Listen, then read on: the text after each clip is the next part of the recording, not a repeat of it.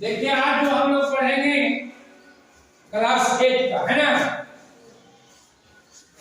अध्याय 15 जंतुओं में प्रजनन। जंतुओं में प्रजनन है ना।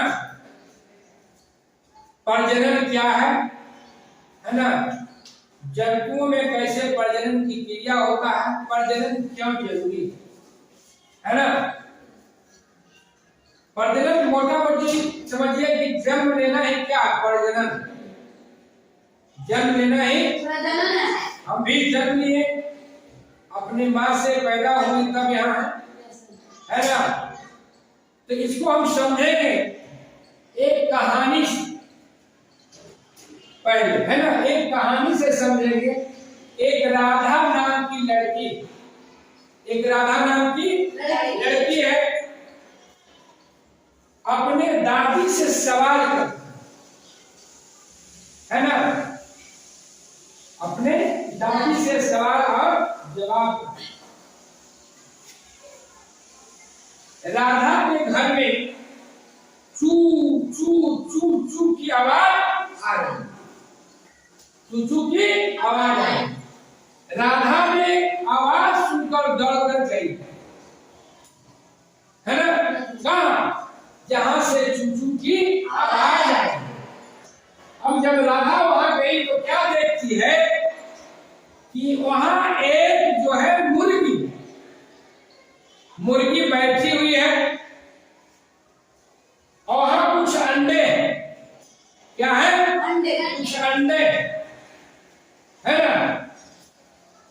अब जब अंडे को देखी तो राधा ने अपनी दादी से सवाल है ना, और जहां पे मुर्गी बैठी हुई थी, जहां पे अंडा था, वहां कुल 9 अंडा, कुल कितना अंडा था, 9 अंडा।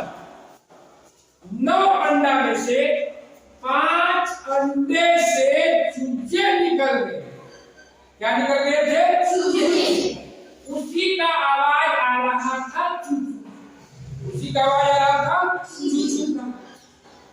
और 3 अंडा जो था उससे चूचा निकलने का प्रयास कर रहा था और कुछ देर में अंडा निकल भी गया। कुछ देर के बाद अंडा निकल भी गया, लेकिन एक अंडा से चूचा नहीं निकला। राधा ने बहुत देर तक उसको देखती रही कि इस अंडा से बच्चा निकलता है, चूजा निकलता है कि नहीं। काफी देर के बाद उस अंडा से चूजा नहीं। राधा के अंदर फिर जिज्ञासा हुआ कि ऐसा क्या हुआ, अंडा 9 था, 8 गो से चूजा निकल गया, 1 गो से चूजा नहीं निकला। अब उसको लगा कि क्या, क्यों नहीं निकला, क्या एक अंडा से एक ही चूजा निकलता है। कौन सोच रहे, राधा है ना, अपनी दादी से कहे, क्या दादी एक अंडा से एक ही चूजा निकलता है कि अधिक निकलता है, एक अंडा से क्यों नहीं निकला, क्या कारण है। उसके बाद फिर हुआ कि क्या सभी जो मुर्गी है ही अंडा देती है ना, अंडा मुर्गी ही देती है कि आप कोई चीज क्यों अंडा देती है। सोचने लगे है ना, क्या बकरी अंडा देती है कि बकरी बच्चा देती है, गाय अंडा देती है कि बच्चा देती है, अगर देती है बच्चा तो कै गो बच्चा देती है ना। अभी बड़ी तरह के अंडे की दुनिया से बाहर निकल के बात को सोचने लगे। अब देखिए, इसको समझने के लिए आप भी मान लिए कि राधा जैसा ही क्या है, बच्चा है ना। राधा जब इतना सोच सकती है कि कैसे जो है चूजे से अंडा चाहिए है ना, मुर्गी चाहिए, है ना, तब न हुआ। बकरी चाहिए तो बच्चा देगा। अब इस ढंग से आपको आना बारी बारी, और यहाँ लिखना है क्रमांक 1, और यहाँ मान लिया कि लिखना है आपको अंडा देने वाले जंतु का नाम। तो मान लिया जैसे मुर्गी, क्या हो गया, मुर्गी है। फिर आप आइए कोई दूसरा लिखिए कि मुर्गी तो अंडा देती है, अंडा से चूजा निकलती, चूजा से बच्चा, बच्चा से फिर एक हो गया जवान मुर्गी। जैसे हम भी छोटा बच्चा, फिर बड़ा होगा, फिर बड़ा होगा, फिर बड़ा होगा, है ना, बड़ा से क्या होगा, बूढ़ा होगा। उसी ढंग से आप लोग क्या है ना, बारी बारी से, एक पहले लड़का है, लड़का की तरफ से आएंगे, है ना, और इधर आपको लड़का को लिखना है अंडा देने वाले जंतु का नाम, और इधर लड़की का रहा, है ना, लड़की लिखेगी क्या पे कि बच्चा देने वाले जानवर का नाम। तो बारी बारी से जल्दी आइए आप लोग, चौक लिखिए, लड़की की तरफ से लिखिए इधर,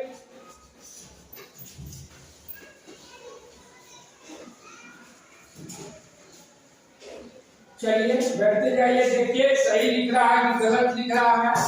तोता, तोता अंडा देता है, चलिए ठीक है, लिखते जाइए। चलिए लड़की की तरफ से भी आइए, चलिए सांप, ठीक है, चलिए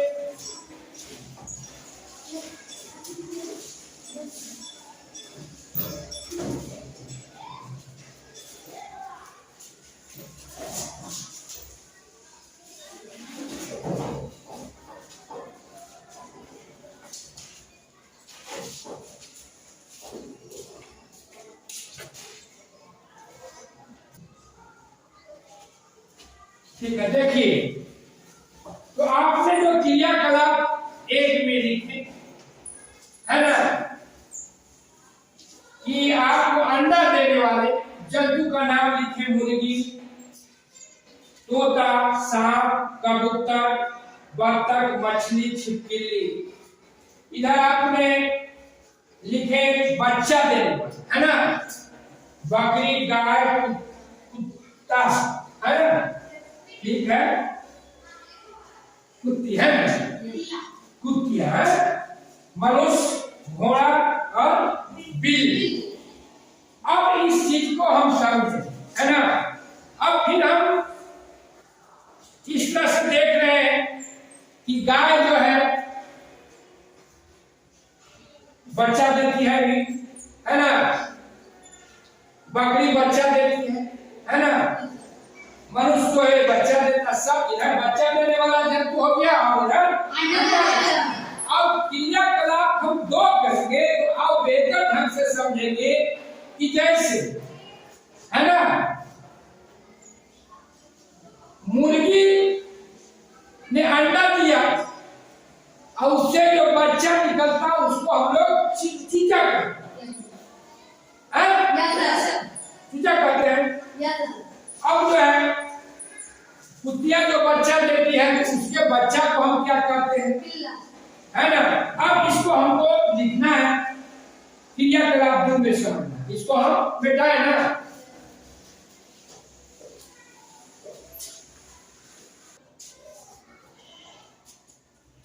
अब देखिए क्रियाकलाप दो से हम इसको आप बेहतर ढंग से समझना, है ना। अंडा देने वाले समझ गए और बच्चा देने वाले समझ गए। अब देखिए कुत्ता जो है आपका, जो है जो बच्चा देता है, संतान उत्पन्न करता है, उसको हम क्या कहते हैं, इसको कहते हैं पिल्ला। क्या कहते हैं, पिल्ला, पिल्ला। बिल्ली का बच्चा को कहते हैं किट्टन, किट्टन, है ना, छोटा। मनुष्य को बच्चा क्या कहते हैं, शिशु।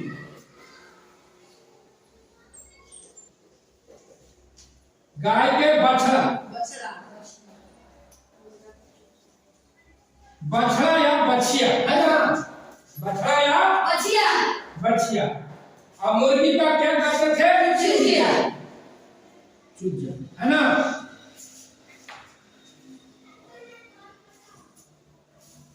कुत्ता को बच्चा को बिल्ला, बिल्ली को किट्टन, छोटा बच्चा को क्या कहते हैं? किट्टन। मनुष्य को शिशु कहते हैं, गाय के बच्चा को बछड़ा या बछिया कहते हैं, और मुर्गी के बच्चा को चूजा कहते हैं। इस तरह से देखें कि कुछ जो जंतु हैं जो अंडे देती है और कुछ जो जंतु हैं बच्चे देती है ना। तो आपको कोई अब समझ होगी प्रजनन क्या है। कोई भी जीव प्राणी अपने वंश को, है ना, क्या वंश को जीवित रखने के लिए, है ना, वंश को चलाने के लिए क्या उसको बच्चा देना जरूरी है, संतान उत्पन्न करना जरूरी है। अपने जीव कोई भी प्राणी है, जीव है, आप देखते हो धान का पौधा, गेहूं का पौधा, मकई का पौधा, है ना, वो भी क्या होता है? धान के बीज से नहीं धान का पेड़ होता है। मकई बोते हैं जमीन में तब न जाकर मकई होता है। और फिर आप अगर गेहूं बोते हैं तब न गेहूं का पेड़ होता है? तो बीज से तो पैदा हुआ है। तो क्या हुआ? कोई भी आपको जीव जंतु, वो आपको पेड़ पौधा हो, चाहे कोई भी जीव जंतु, अपने वंश को चलाने के लिए, है ना, क्या करता है? संतान, है ना, का उत्पन्न करता है। क्या करता है? संतान को उत्पन्न करता है। उसी को हम लोग क्या कहते हैं? प्रजनन। क्या कहते हैं? प्रजनन। अपने वंश वृद्धि के लिए क्या करता है? बच्चा देती है, उसी को हम लोग प्रजनन कहते हैं। अगर प्रजनन नहीं होगा, प्रजनन की क्रिया नहीं होगी, तो आज यहाँ हम रहेंगे, अगर हम मर जाएंगे तो फिर क्या होगा?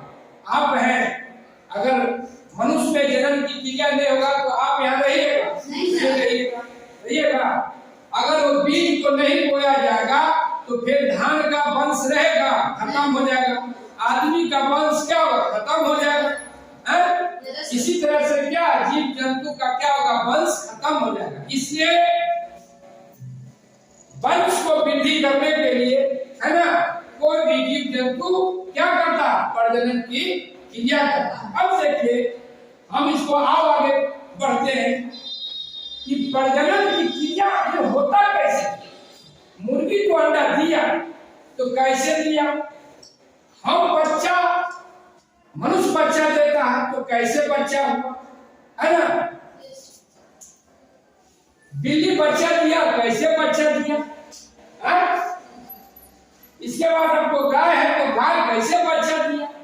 अब इसको समझना है ना, कि कैसे बच्चा दिया। ऐसा तो नहीं कि मुर्गी बच्चा दिया तो उसमें रखा हुआ था पहले ही से वो अपना दे दिया। कैसे दिया इसको समझना है ना, तब हम समझेंगे कि प्रजनन क्या है ना। इसको मिटाते हैं।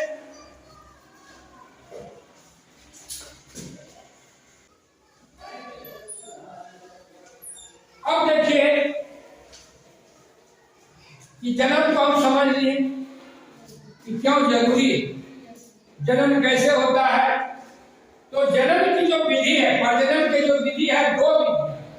क्या विधियां हैं? दो विधि, है ना।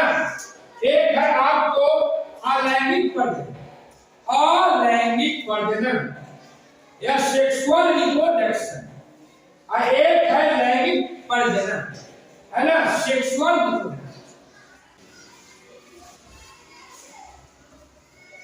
अब देखिए अलैंगिक जनन को हम लोग समझते हैं क्रियाकलाप तीन,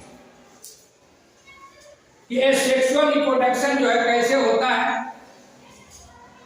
आप सुने होंगे हाइड्रा, हाइड्रा का नाम सुने, है ना, और अमीबा का नाम सुने। इसका अमीबा, है ना। अमीबा क्या है? एक कोशिकीय प्राणी है। आपको पिछले अध्याय में पढ़ाया गया था एक कोशिकीय जीव के बारे में, जब आपका कोशिका क्षेत्र पढ़ाया जा रहा था, उसमें भी है ना। तो अमीबा क्या, एक कोशिकीय प्राणी। एक कैसे देखिए कि देखिए जन्म के लिए 2 जन की जरूरत होता है, जन्म के लिए 2 जन की जरूरत होता है ना, एक मेल और एक फीमेल, एक नर और एक मादा, है ना। लेकिन यहाँ देखिए कि एक जन से, है ना, मतलब एक जन मतलब एक जीव से ही कैसे दूसरा जीव जो है उत्पन्न होता है और अपने उस संतान को वृद्धि और विकास करते रहता है ना। तो आप देखिए ये हाइड्रा जो बॉल, ये हाइड्रा जो है क्या, इसे उभार जैसा यहाँ ना है, इसको बोलते हैं मुकुल, क्या बोलते हैं, मुकुल, है ना। यहाँ उभार से क्या होता है कि एक जो है आपको परिपक्व हाइड्रा जो है विकसित होता है, क्या होता है, एक परिपक्व हाइड्रा यहाँ से विकसित होता है, 2 भाग में बंट जाता है, क्या हो जाता है, खंड हो जाता है, खंड, है ना। अब 2 को बंट गया, इसको हम लोग बोलते हैं विक्रम विधि से हाइड्रा। अगर कोई पूछेगा हाइड्रा में एक ही जन से हो गया 2 जन, ये क्या होगा, यहाँ से क्या हो गया, बढ़ते बढ़ते देखिए यहाँ देखिए कुछ बढ़ा, फिर यहाँ बढ़ा और एक नया दूसरा हाइड्रा यहाँ उत्पन्न हुआ। इसी तरह से देखिए अमीबा, अमीबा के बारे में बताया गया था, है ना, इसका शरीर क्या है, कोई निश्चित आकार नहीं, है ना, निश्चित आकार अमीबा का नहीं है। अब देखिए इसमें क्या केंद्रक है ना, अब अमीबा में क्या होता है कि इसमें केंद्रक हो, केंद्रक क्या हुआ, 2 भाग में बांट दिया, यहाँ एक इधर हो गया और एक इधर हो गया, फिर केंद्रक परिपक्व हो गया, है ना। अब केंद्रक परिपक्व हो गया, क्या हो गया, 2 भाग में बांट दिया, देखिए यहाँ से आया, यहाँ केंद्रक है, 2 भाग में हो गया ना, परिपक्व जो केंद्रक होकर क्या होगा, 2 भाग में बांट दिया और एक नए अमीबा का जन्म दे दिया, क्या दे दिया, नए अमीबा का जन्म दिया। इसको हम लोग बोलते हैं दूरी खंडन विधि, कौन विधि, दूरी खंडन विधि, है ना। अब जैसे आप समझ गए होंगे कि आपको ये सेक्सुअल रिप्रोडक्शन अलैंगिक जन्म में कैसे जन्म की क्रिया एक जन से ही और बिना जन्म अंग के ही कर दिया, है ना, हाइड्रा और अमीबा। तो आज जो है भाग 1 में इतना ही, और कल हम समझेंगे कि आपको लैंगिक जन्म क्या है, सेक्सुअल रिप्रोडक्शन क्या, उसको हम लोग भाग 2 में विस्तार पूर्वक से हम समझेंगे। आज